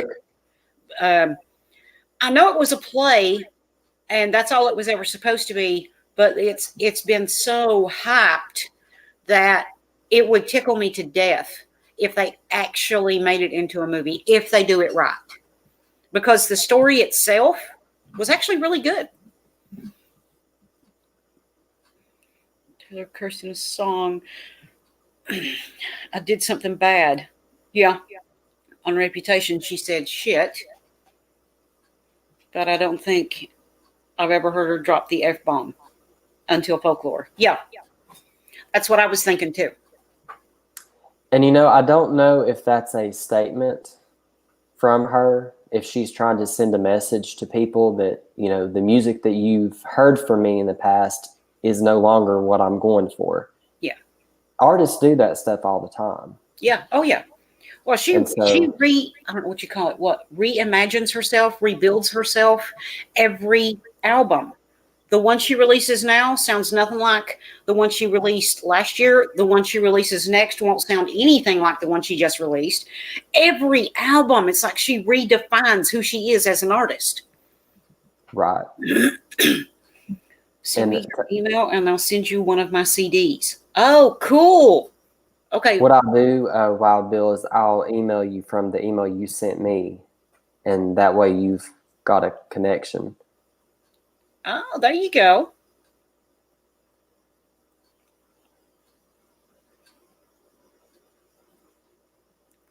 Yeah, I was actually surprised when I was listening to Taylor's new album for the first time. I heard it, and then I went, "Did she just say?" No, that couldn't have. I must have misunderstood it. And then she said it again, and I went, "Holy shit!" Oh my God, little innocent Taylor just said what?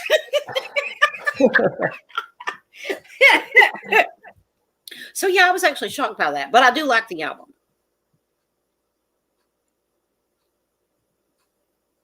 Kind of like Madonna, but different. Okay. Much different. Taylor is the new queen of reinvention. Reinventing, yes, that's it. Reinventing herself. Shoot. Or rebranding. Yeah, rebranding herself. I would have to agree. She is the queen of that. She does it with every album.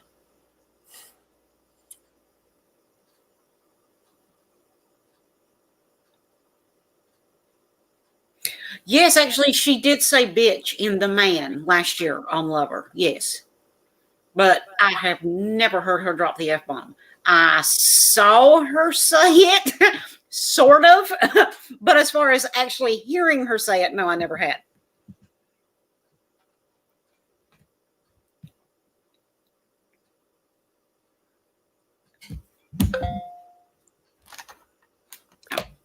I don't know. It's crazy when you listen to people's music and you think that this is what you imagine them doing. You can't imagine them doing anything else. And then they pull something completely out of their hat that you were not expecting.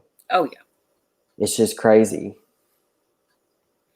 It really is. But Also, I think that shows what a talented artist she is, that she can keep doing that and keep doing it so well.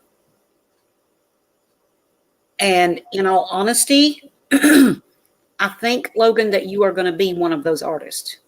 Oh, well, thank you. Well, you're welcome. Because the music on this album, like you said, is nothing like the one you released before.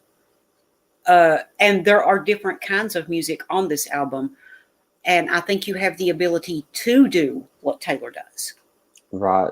I hope so. I mean, I'm not at the same level as her, and I may never get to that level. But I'm still waiting for my first break. Well, there you go. Well, when you're as big as her, I'm going to go, I knew him when. Called it. Can't wait for Trisha to do the track-by-track review of Folklore. That's going to be a while. Okay, guys, I'm going to wrap it up and let Logan go. But thank you for joining us. And I will see you again. What day is this? Thursday? I will see you. Oh, Saturday, when we do the track-by-track review of the Lost Sessions over on Wild Bill's channel. But Logan, thank you so much. Well, my pleasure. One-on-one interview. And guys, again, this is Logan's new album. It just dropped earlier this month. It's called Only Just Looking. And the links to all of the places that you can stream it are in the description below. And there are links where you can buy the album. Oh, I don't think I have the links to the iTunes one, but you can also get it on iTunes. Yeah, so search my name and it'll pull up. Yeah, there you go. Just type in Logan Dickenson. And his album will come up on almost every place that you can stream music. Everywhere. Wait, read Elsa's last comment. Hope you don't have a ton of exes you would write about like Taylor. Hey, there's good money in that. Look at Taylor. I know, she's worth hundreds of millions of dollars. My shortest streams I've ever joined. Well, we've been going for almost 2 hours. Well, if it will make her feel better, all she has to do is freeze the internet, and it will keep us on there all night long. Oh, there you go. There you just won't be talking. 2 hours of us. Okay, but we will see you Saturday over on Wild Bill's channel. And we will be doing the Garth Brooks track-by-track, the Lost Sessions, the standalone version. But guys, if you haven't heard this young man's music, go check him out. All the links are in the description. And if you like what you hear, the link to buy the music is right there. And it is definitely worth a listen. He is one talented young man. Well, I appreciate it, and I appreciate everybody who stayed and watched and chatted with us and wanted to listen to us talk.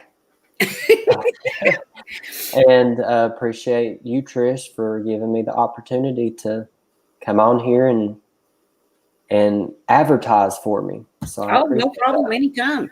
I am very proud and very impressed with what you do. And you are more than welcome in my streams anytime you want to show up. Well, I appreciate that. I hope to join some more in the future. Well, we all hope you will too. Okay, but guys, I think that is going to... Oh, I got to watch how I end this stream. I can't do my normal sign-off. Out of respect for Logan, I won't do the one line. But guys, I think that is going to do it for now for Logan and myself. That is going to do it for now. This is Icepets Queen, and we are tripping out.